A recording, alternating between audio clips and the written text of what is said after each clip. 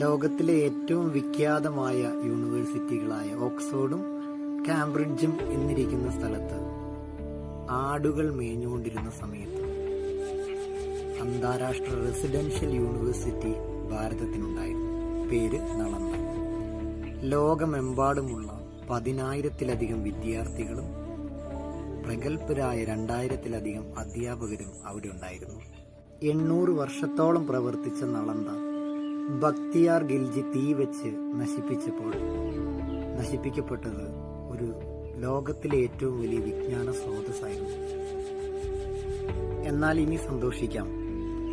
2024 June 19 വീണ്ടും നളന്ദ 1700-ലധികം കോടികൾ മുടക്കി നിർമ്മിച്ച് വീണ്ടും നമ്മൾ ലോകത്തിന് സമർപ്പിച്ചിരിക്കുകയാണ്.